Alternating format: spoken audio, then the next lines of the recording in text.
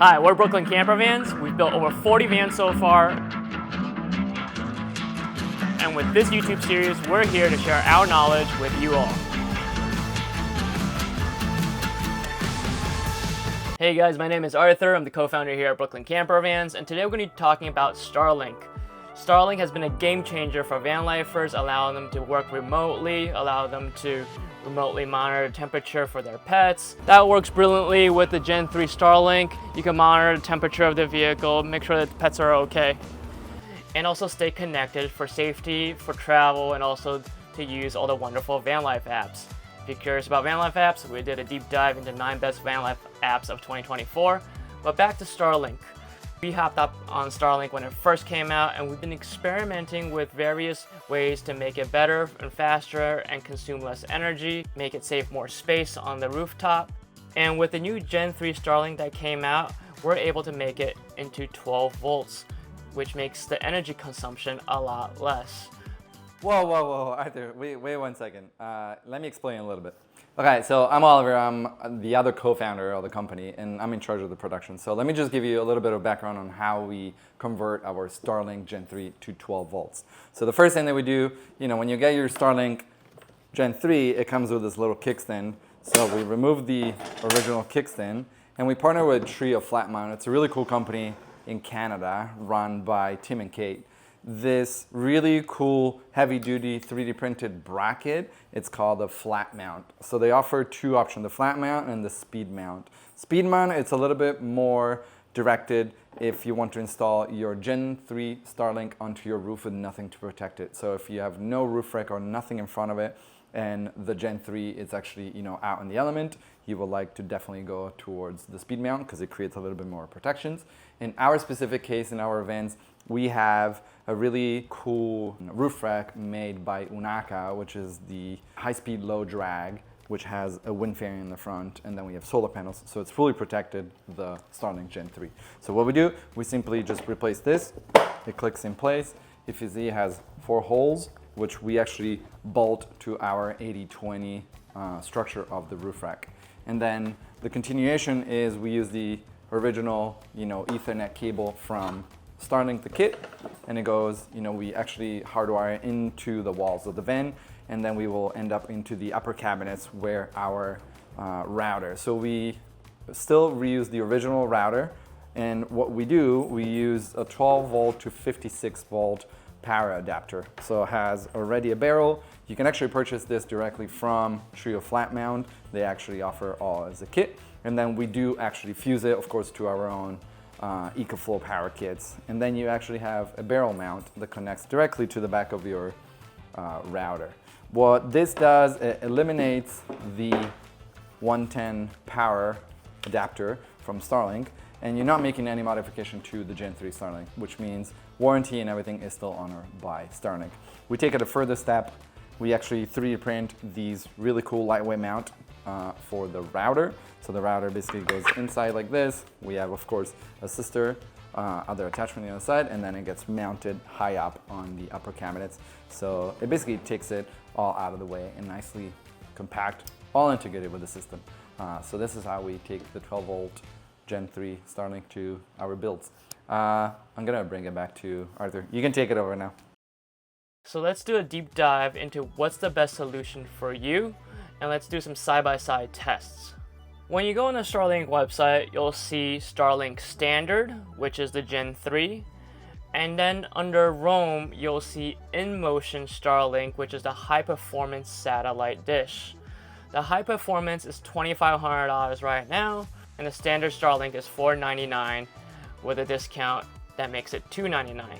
These prices change every week. I feel like since the beginning where I started doing research for this article, the prices have changed like 3 times. But whatever the price change, the high performance Starlink is 8 or 9 times more expensive than the standard Starlink right now. So is it that much better? Let's see. I got 5 vans next to me, half with Starlink high performance and half with the standard Starlink. We'll put 2 side by side and did a couple of tests, and what we're looking at is energy consumption and how fast the internet is. To track the battery usage is very simple for us. We use the EcoFlow app, which shows how much battery you use a day. We shut everything off so everything starts at 0 watts, and we only turn on the Starlink for 1 hour. And here are the results. The Starlink Standard, the 12-volt Starlink, use 68 watt hours, whereas the high-performance Starlink use 129 watt hours. That is a 90% increase, which is quite a lot. But we're also not considering the energy loss when we convert DC to AC with the inverter. So we lose about 40 watts converting it to 120 volts, and that's not shown on the EcoFlow monitor.